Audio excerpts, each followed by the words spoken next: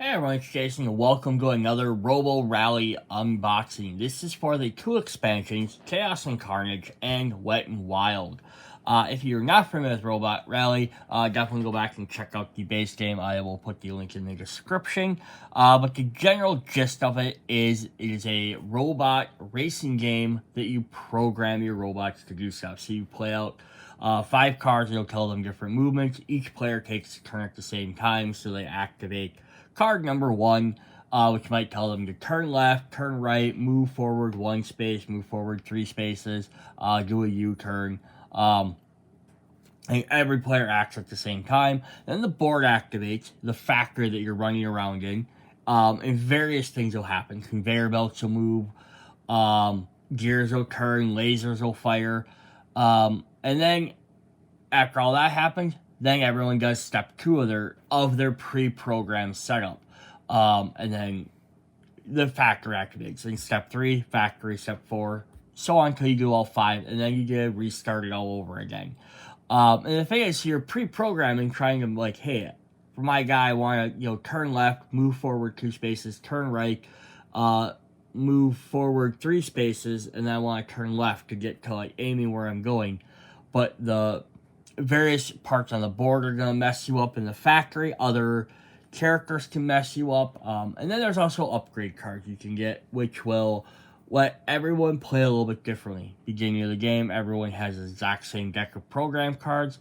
And the upgrade cards will give you all different stuff, so you can all play a little bit differently or change up how you do stuff. The expansions are each, so far, adding 3 double-sided tiles, our factory tiles. So it's going to give you a lot more different gameplay, different elements. They're going to add some new, instead of just more of the same stuff, they're going to add some new elements and different things you have to deal with. They're also going to have 5 upgrade cards each.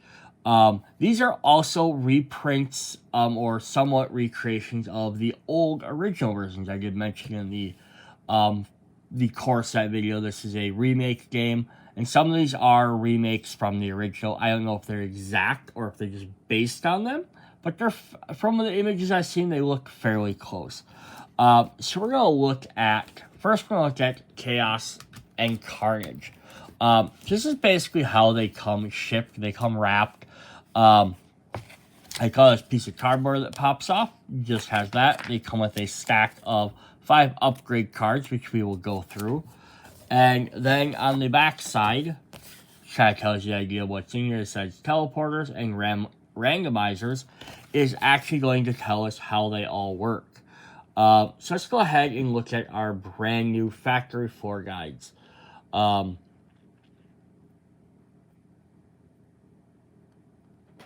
Alright, so this is stuff that's extra from the core game. There are other things in here that are from the core game they're not going to do. So you have randomizers. Randomizer changes a robot's programming card if the robot is on a randomizer when it reveal a programming card. If your robot is on the randomizer when you reveal your programming card, discard all cards in the current register and replace them with the top card of your programming deck. So it's going to work like a spam type card. But yeah, it can definitely mess you up. Like you're intending to move, I'm going to move 2 spaces. Nope, so I'm going to knock you on a randomizer. Not going to happen. Even if your register has multiple cards in it, replace them with only 1 card. Discard and replace spam or haywire damage cards to the discarded pile. Cool. A little bit chaotic element. We have teleporters. Teleporters modify robot movement during programming card activation. The robot is on a teleporter when they reveal a move card, 1 to 3, and back up, but never a haywire card.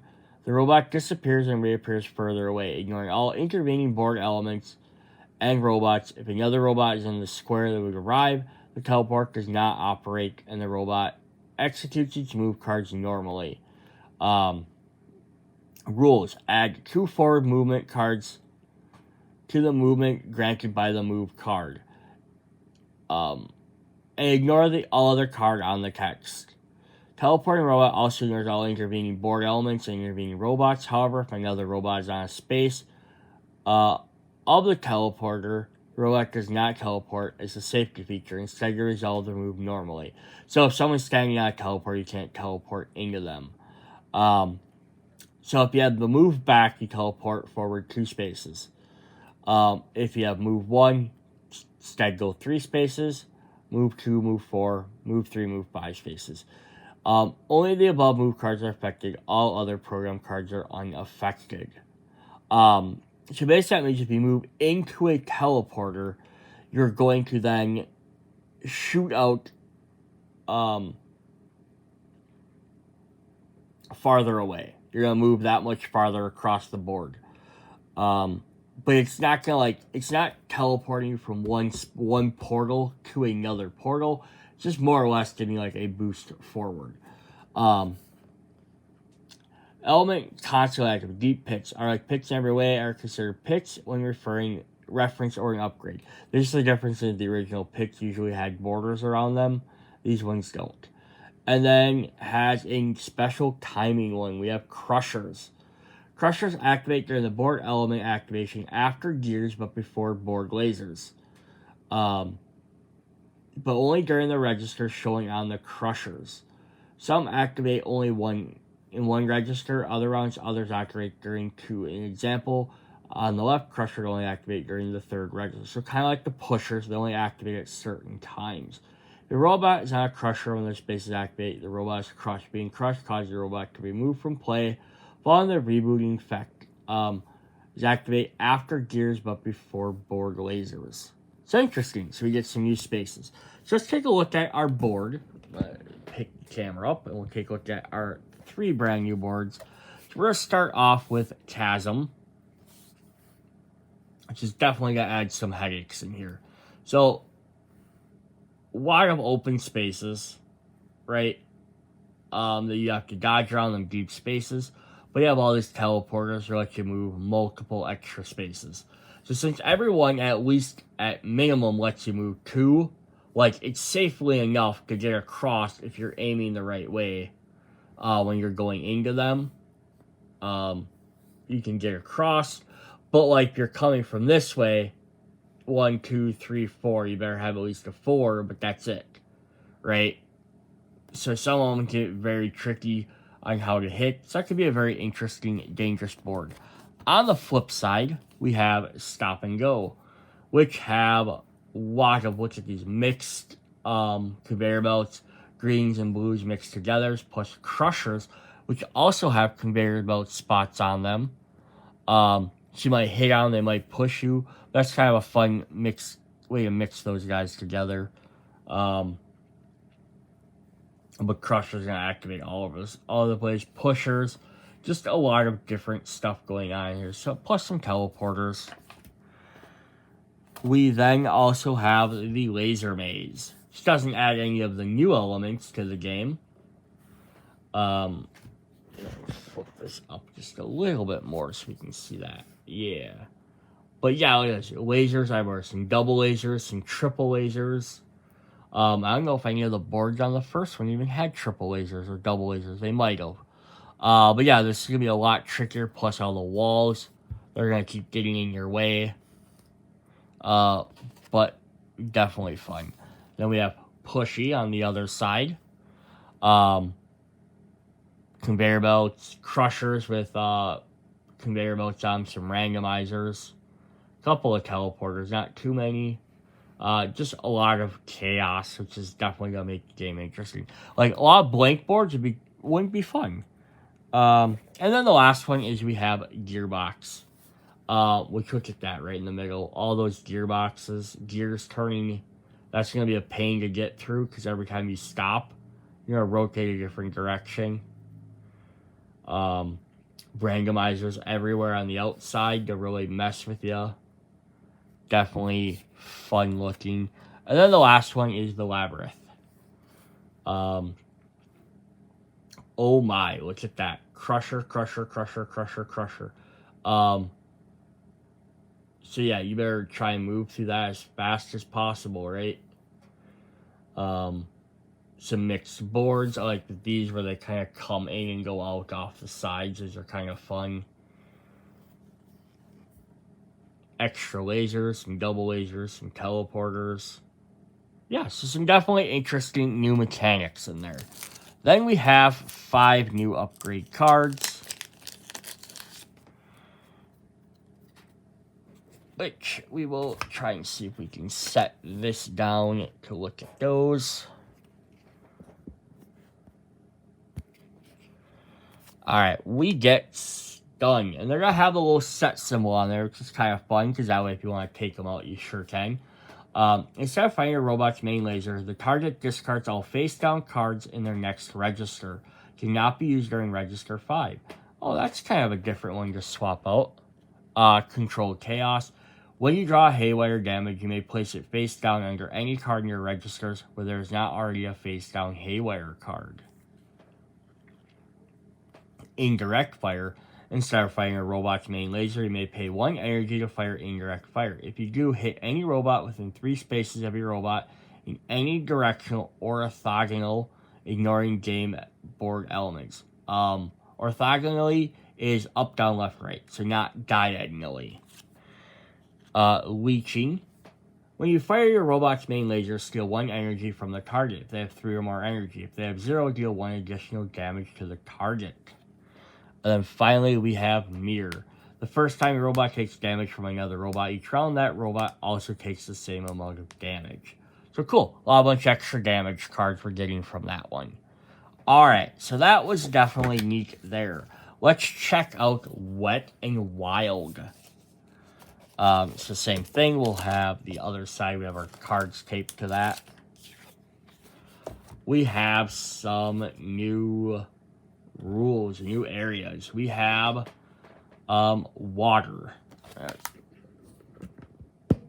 Drop this down a bit so I don't have to reach as far. Scooch those guys out of the way for the moment. Alright. Water elements are constantly activating. Existing water spaces slow down robot movement during program activation. Rules. A robot leaving a water space during its programming loses 1 space of movement before moving. This can only happen once per move card. Water has no movement effect outside of your own programming card. Activation and pushes are unaffected. It does not matter whether a robot leaves a water space to enter an open space or another water space. Example 1. A robot in a water space plays a 1 move and a move back. In both cases, the loss of 1 move causes a standstill. Example 2. A robot executes a move 2 to an open space into a water space. With only 1 move remaining, the robot cannot leave its current water space. Example 3. A robot moves 3 from a water space onto an adjacent space, immediately losing 1 move. Only moves 2 spaces. So water just limits your 1 movement, which could definitely mess up a lot of stuff. We have drains. Drains are pits spawned around water spaces, act like pits in every way, are considered pits when referencing upgrade cards. Alright, then we have ledges. Ledges separate one level to another level. When a robot crosses over a ledge from an upper level to a lower level, draw 2 damage, one at a time as usual. Draw only 1 damage if the falling is into a water space. Robots cannot move across the ledge from the lower level to the upper level. Use a ramp instead. Robots cannot hit targets that are not on their same level. And then ramps allow robots to travel from one level to another level safely. When a robot is moving up a ramp, treat the ramp as an extra space of an open floor. The robot stops on its virtual ramp space, slides back to the lower level, which will push a robot into an occupying space. Down ramp is ignored. This does not act as extra space, no damage is taken. So basically, you drive off a ledge, take 2 damage. If you want to go up a ledge, costs an extra movement. Water costs an extra movement. And then we also have currents. Currents move robots through water spaces. Just act like green conveyor belts, but the robots on their space activate during step 3. Also water spaces.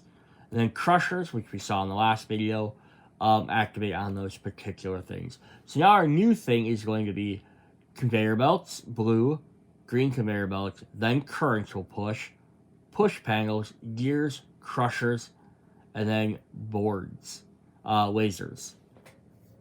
So cool. Some new elements there. So let's back the camera back out. Let's take a look at those. So we have flood zones. So this is definitely going to be an interesting one because everything is slowed down. And the thing is, ideally, you would say either navigate into these couple of safe spots are fine. Get stuck into one of these, though, it's probably going to drag you into that hole unless you're very careful. Only going to move you one space, but still could be very interesting. But yeah, if you put like a checkpoint like in the middle of one of these spots, that could be very hard to get through. On the other side, we have the trench run. So this is kind of neat as well because on the outsides are all higher levels that you have to then climb up to, as well as going off the board. They made all of the stuff on the outside a higher level. So yeah, there's basically inside gap that if you get into, you have to try and navigate around, or you have to spend extra movement up, which is kind of cool. Very interesting. I've seen some pictures of older games, like it was a King of the Hill mode, which had ramps like this as well, where people literally made 3D stands, so they put this stuff up higher, so that this spot actually felt like down below, or they put like walls up and stuff, which is kind of cool to do. Then we have the Coliseum. Again, another one where you have the outside is up higher, but then there's actually like another layer that drops down here, and then a third layer drops down there. So yeah, if you made this 3D, that would look pretty cool. Put little plastic walls up or whatever to represent all the walls. Be kind of neat. Might be a little bit chaotic to have all that stuff on there, but definitely interesting. On the flip side, we have the transition. So add some of our crushers we haven't seen before. This looks like a lot of conveyor belts pushing you towards pits. And just moving you around the board. Very interesting. And then our last board is Circuit Trap. Which this is just circular conveyor belts everywhere. Yeah, so this will be an interesting one to try and get all the way around. They do have something like that. That's kind of neat where it conveys into one thing. Cool. And then on the other side, we have another water. We have water parks. So it's nice that they have some of the new elements, but they didn't go crazy. This one has like currents everywhere, has ramps everywhere. Would have been neat to have more water, like just extra water tiles or stuff splashed around as water splashed around. Be kind of neat, but like I said, they have the Master Builder set coming out. You can add some extra separate tiles, so maybe they'll add some extra little water or current tiles, or maybe there'll be a future expansion they'll do something like that, which would be really cool as well. To be able to add just extra of these new elements, as well as the base game elements. Alright, then we are going to look at our upgrade cards here. We get 5 brand new ones. I didn't take them out of the package beforehand. 1 second here.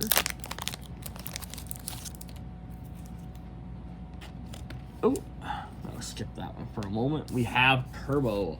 When you resolve a move card, you may pay 1 energy to move an additional 1 space the same direction. This has a little water icon on it. Edge Guard. Your robot cannot move or be pushed off the edge of the board. If this should occur, your movement stops at the edge space. Diffuser. If you have drawn damage during a register, each additional damage you would draw for the rest of that register gains you 1 energy instead. Interesting. Calculated odds. Each time you draw damage, draw 2 damage cards at the same time. Keep 1 and discard the other. Damage and discard into the discard pile. And finally, we have Bunny Hop. When your robot would push another robot during your program activation, you may hop over it to the next adjacent empty space instead. That's kind of neat. So movement abilities and some damaging abilities. The other set had some I use damage negation abilities. This other set had damaging abilities, alternate damage. But that's cool. So between the two, we got 10 extra upgrade cards, brings to a total of 50 with the base set. Then there's 2 more expansions coming out, another simple tile set and cards like this, which adds oil traps and fire, and then they'll have the master builder, which is going to add a little bit more customizable boards and stuff. Some smaller boards that get set on top, or tiles that can add different effects. Here they're like a single conveyor belt or a gear, just for more customization, which is pretty cool. Which I had 10 more cards, so I'll bring you up to a total of 60 different upgrades, which is pretty fun.